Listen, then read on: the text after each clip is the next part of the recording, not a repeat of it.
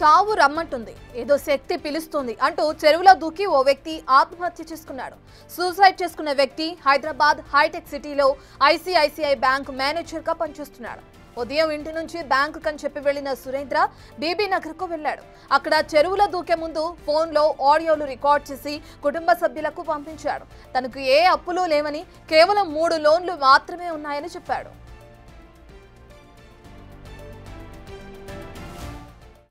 అందరికీ చెప్పుతున్నది ఒక్కటే, ఒక 10 రోజుల నుండి నా మనస్థితి బాగలేదు.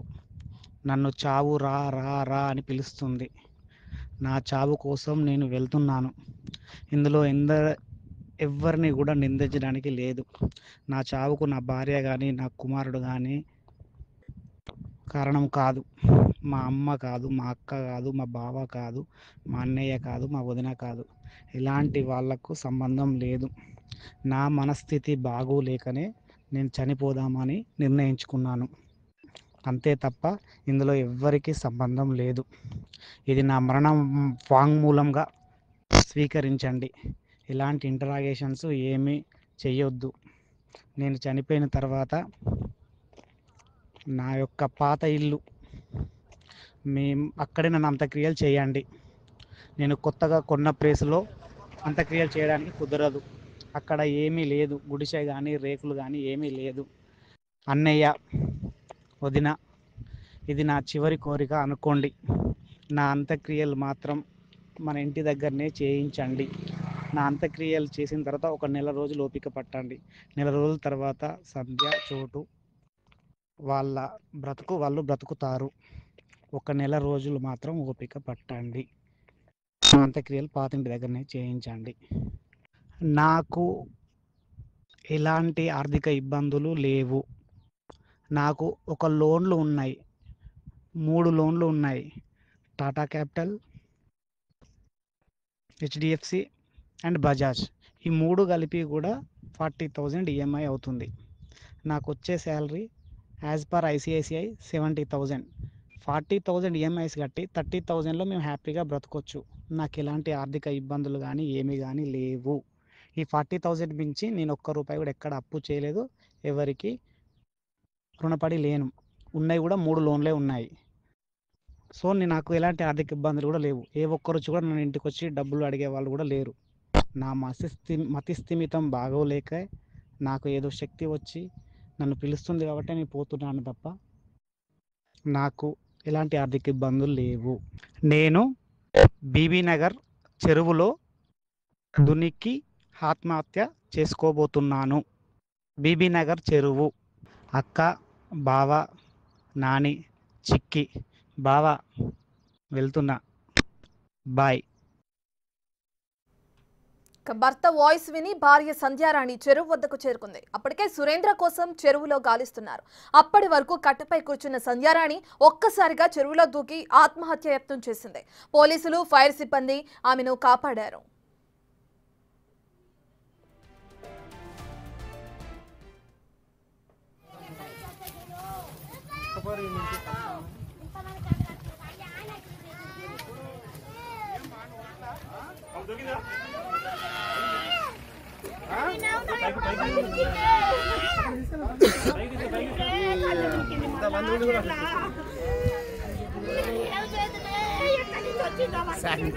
ఎప్పుడు మాట్లాడుకుంటారు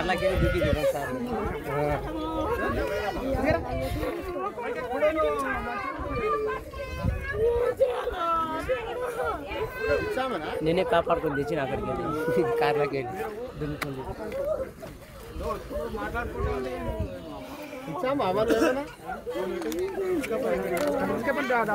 మంచి చిన్న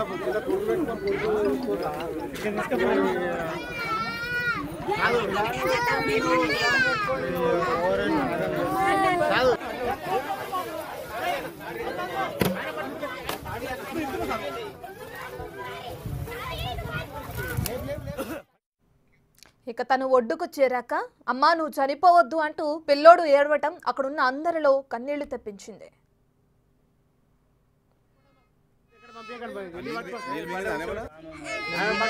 పంపేది ఎక్కడ పంపేయకండి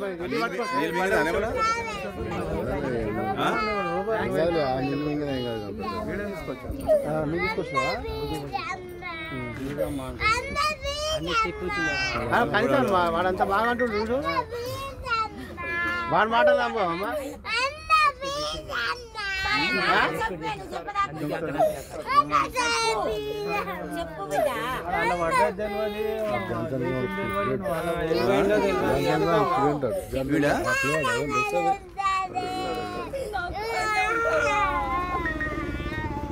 కాదు కనీసం వాడు వాని కోసం పట్టుకోండి మాకు పంపించదు ఎక్కడ పంపించకండి వెళ్ళి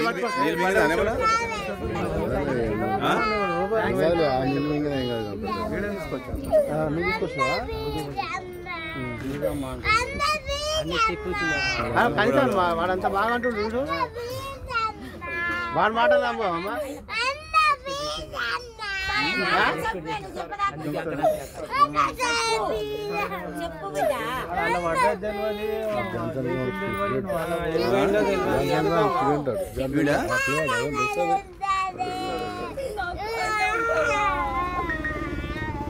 కాదు కనీసం వాడు వాని కోసం పట్టుకోండి మాకు పంపించదు ఎక్కడ పంపించకండి వెళ్ళి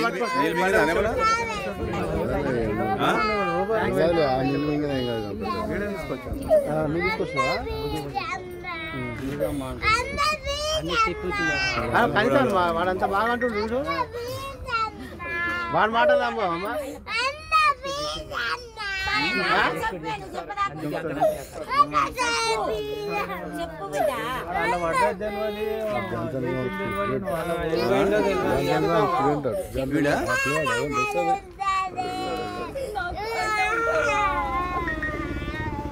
కాదు కనీసం వాడు వాని కోసం రైట్, దీనికి సంబంధించిన పూర్తి డీటెయిల్స్ అందించడానికి మా ప్రతినిధి రమేష్ లైవ్ లో జాయిన్ అవుతున్నారు. రమేష్, పోలీసులు కేసు నమోదు చేసుకున్నారా? ఆడియోకి సంబంధించిన డీటెయిల్స్ ఏమైనా రాబట్టే ప్రయత్నం చేస్తున్నారా? అలాగే తన భార్య ఎవరైతే చనిపోవాలని ప్రయత్నించిందో తనతో కూడా పోలీసులు మాట్లాడే ప్రయత్నం చేశారా? డీటెయిల్స్ ఏ విధంగా ఉన్నాయి? రైట్, మొత్తం మీద భార్య మానసిక పరిస్థితి కూడా అదే విధంగా కనిపిస్తుంది. ఏదైతే భర్త ఆ వాయిస్ రికార్డ్ చేశారో తనను ఒక శక్తి పిలుస్తుంది, చావు కోరుకుంటుంది, నేను ఆత్మహత్య చేసుకుంటున్నాను, యాదాద్రి భువనగిరి జిల్లాలోని బీబీనగర్ చెరువు వద్దకు వచ్చాను, ఆత్మహత్య చేసుకుంటున్నాను, నా చావుకు ఎవరు కూడా కారణం కాదు, నాకు ఎలాంటి ఆర్థిక ఇబ్బందులు కూడా లేవు, నేను ఐసిఐసిఐ బ్యాంక్ మేనేజర్ గా పనిచేస్తున్నాను, నా శాలరీ కూడా 70,000 రూపాయల శాలరీ ఉంది, అదేవిధంగా కేవలం ఒక 3 ఇన్స్టాల్మెంట్స్ ఉన్నాయి, ఒక 40,000 కట్టింగ్ ఫోన్ కూడా 30,000 రూపాయలతో చాలా హ్యాపీగా ఉన్నాం. కానీ 10 రోజుల నుంచి కూడా తనకు మానసిక స్థితి సరిగా లేదు, తనను చావు కోరుకుంటుంది, శక్తి పిలుస్తుంది అని కూడా వాయిస్ రికార్డు చేయడం జరిగింది. అదేవిధంగా అక్క, బావ, అన్న, వదిన అంతా కూడా జాగ్రత్త, నేను చనిపోయిన తర్వాత కూడా పాత ఇంటి వద్దనే తన అంత్యక్రియలు జరపాలని కూడా చేస్తూ కూడా చెప్పడం జరిగింది. సురేంద్ర ఏదైతే ఉందో రామంతపూర్ లో నివాసం ఉంటున్నాడు, రామంతపూర్ లో నివాసం ఉంటూ కూడా హైటెక్ సిటీ లో ఉన్నటువంటి ఐసిఐసిఐ బ్యాంకు మేనేజర్ గా పనిచేస్తున్నాడు. ఇతను ముందు నుంచి కూడా చాలా సెన్సిటివ్ అని చెప్పవచ్చు, ఎవరితో కూడా చుట్టాలతో కానీ అదేవిధంగా స్నేహితులతో కానీ మాట్లాడకపోవడం, కేవలం చాలా సెన్సిటివ్ గా తన డ్యూటీ వరకు చూసుకుంటాడు. అదేవిధంగా 5 ఏళ్ల అబ్బాయి కూడా ఉన్నారు, ఇంతవరకు బాగానే ఉంది. కానీ ఒక 10 రోజుల నుంచి కూడా పూర్తిగా డిప్రెషన్ లోకి వెళ్ళినటువంటి పరిస్థితి కనిపించింది.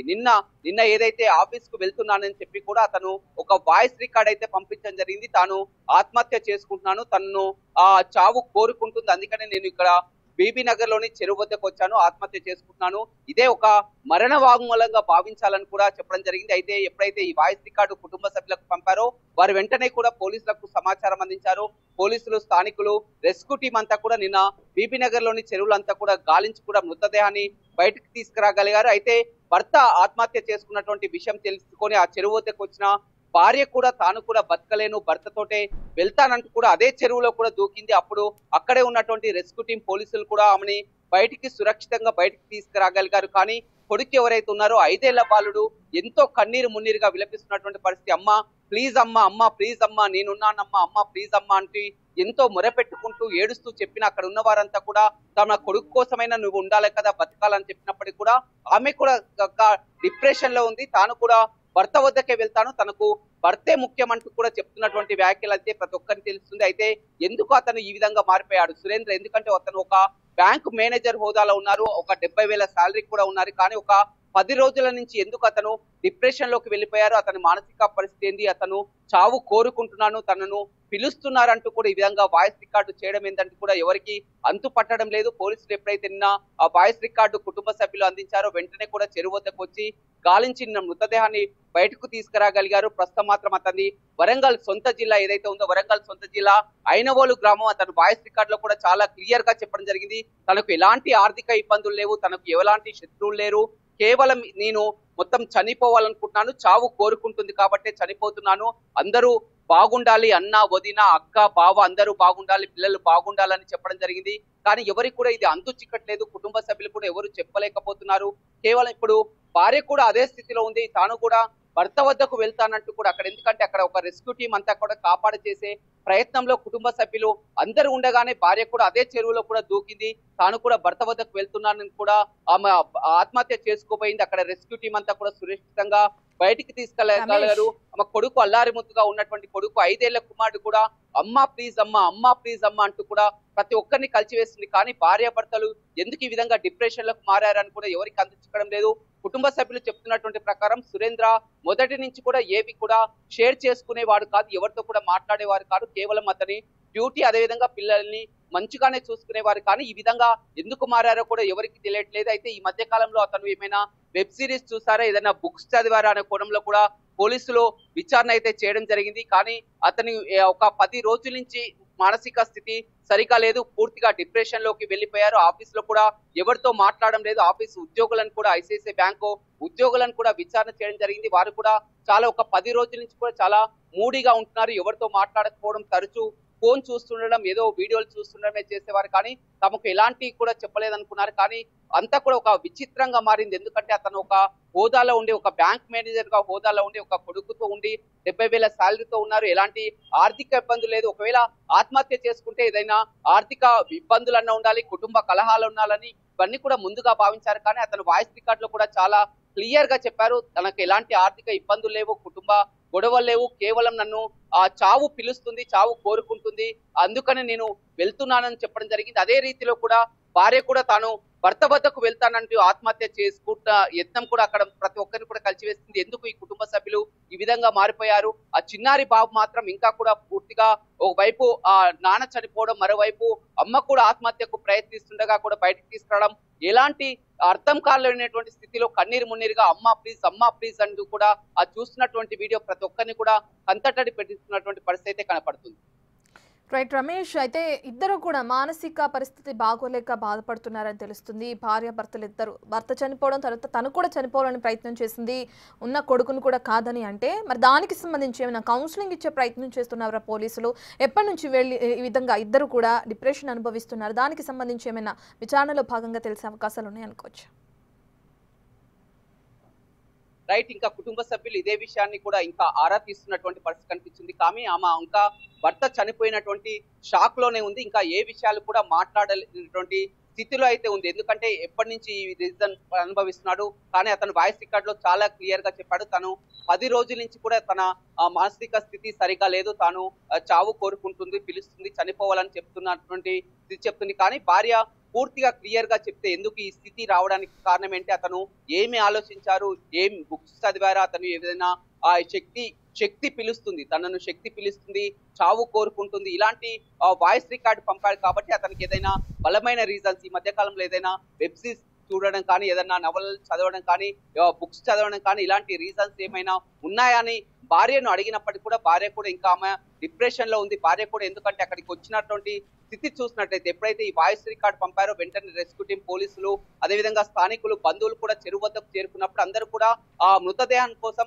గాలిస్తున్నటువంటి పరిస్థితిలో కూడా, అతని ఆచూకు కోసం గాలిస్తున్నటువంటి పరిస్థితిలో కూడా అందరూ చూస్తుండగానే కళ్ళ ముందలే భార్య కూడా అందులో దూకి ఆత్మహత్యకు పాల్పడడం, తాను కూడా బయటికి వచ్చిన తర్వాత కూడా రెస్క్యూ టీం బయటికి తీసుకొచ్చిన తర్వాత కూడా నాకు ఎవరు అక్కర్లేదు, అవసరం లేదు, తాను కూడా భర్త వద్దకు వెళ్ళిపోతానంటూ కూడా విచిత్రంగా మాట్లాడడం, అక్కడ ఉన్న వారంతా కూడా ఒక కొడుకు అంత ముద్దుగా కూడా అమ్మ ప్లీజ్ అమ్మ అంటూ నీ కోసం అంతా గుక్కపట్టి ఏడుస్తున్నారు, కొడుకైనా చూసుకునే స్థితిలో లేవంటే కొడుకు కాదు, నాకు భర్తే కావాలి, నేను కూడా భర్త వద్దకే వెళ్ళిపోతానంటూ కూడా ఆమె విచిత్రంగా మాట్లాడుతున్నటువంటి తీరులో కూడా ఆమె కూడా డిప్రెషన్ లో ఉన్నట్లయితే పోలీసులకు కూడా అందుతుంది. అయితే ఇంకో 2-3 రోజుల తర్వాత మాత్రం ఒక పూర్తి క్లారిటీకి వచ్చే అవకాశం కనపడుతుంది. ఇప్పటికి కూడా కుటుంబ సభ్యులు ఎవరు కూడా ఇంకా ఈ విషయంపై మాట్లాడటం లేదు. ఏదేమైనప్పటికీ కూడా రామంతపూర్ లో ఉండి ప్రతినిత్యం కూడా హైటెక్ సిటీలో ఆ బ్యాంక్ మేనేజర్ గా పనిచేస్తున్నటువంటి సురేంద్ర ప్రతినిత్యం కూడా ఆ కార్ లోనే వెళ్తాడు. ఇంటి నుంచి రోజు ఉదయం 9 గంటలకు వెళ్ళి మళ్ళీ రాత్రి 9 గంటలకు వస్తారు. అతనికి దగ్గర స్నేహితులు కానీ అదేవిధంగా బంధువులతో కానీ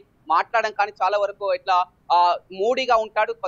కాస్త సిన్సియర్ గా ఉంటాడని కూడా తెలుస్తుంది. అతనికి స్నేహితుల విషయంలో కూడా స్నేహితులు కూడా అక్కడికి వచ్చి ఆరా తీస్తున్నటువంటి పరిస్థితి కనిపిస్తుంది.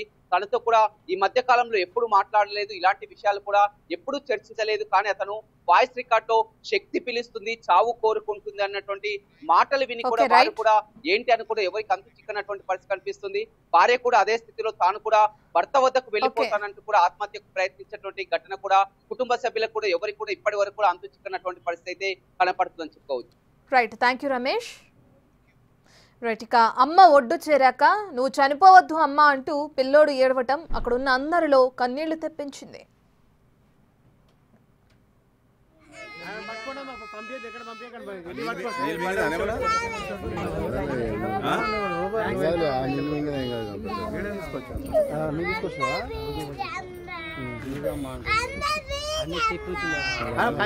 వాడంతా బాగా అంటుండు, వాడి మాటలు అమ్మ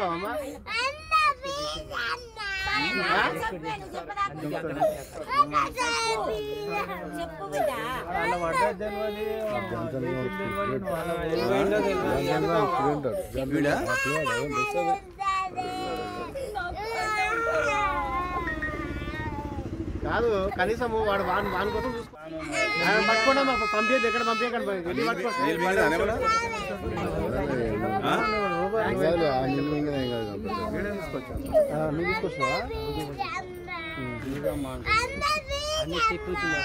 కనీసం వాడంతా బాగా అంటుండు, వాడి మాటలు అమ్మ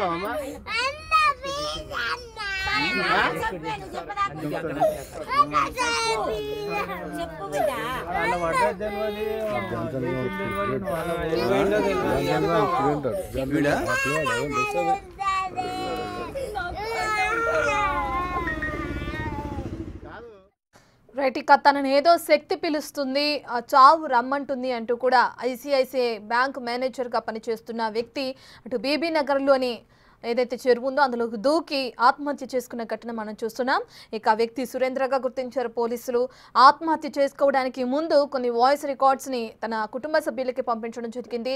ఎవరు కూడా ఇందులో ఏదైతే ఆత్మహత్య చేసుకుంటున్నారో దానికి సంబంధించి ఎవరు కారణం కాదు, నాకే చనిపోవాలనిపిస్తుంది, బ్రతకాలని లేదు అని చెప్తూ కూడా అతను ఆత్మహత్య చేసుకున్నాడు. ఇక తన శరీరాన్ని ఏదైతే చనిపోయిన తర్వాత డెడ్ బాడీని వెలికి తీసే పనిలో ఉన్నారు పోలీస్ సిబ్బంది. ఈ క్రమంలో అక్కడికి చేరుకున్న తన భార్య సంధ్యారాణి కూడా ఆత్మహత్య చేసుకోవాలని ప్రయత్నించింది. ఒక్కసారిగా బీబీనగర్ చెరువులో దూకేసింది సంధ్యారాణి. ఇక తనని కూడా అక్కడున్న సిబ్బంది ఎవరైతే పోలీస్ సిబ్బంది ఉన్నారో అలాగే వాళ్ళందరూ కూడా తనని కాపాడి బయటికి తీసుకొచ్చిన క్రమాన్ని కూడా మనం చూస్తున్నాం.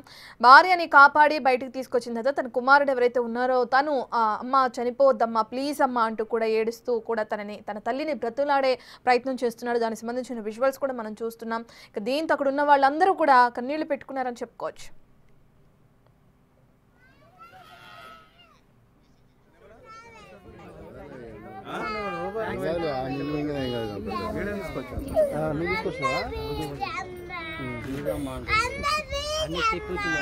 కనీసం వాడంతా బాగా అంటుండు, వాడి మాటలు అమ్మ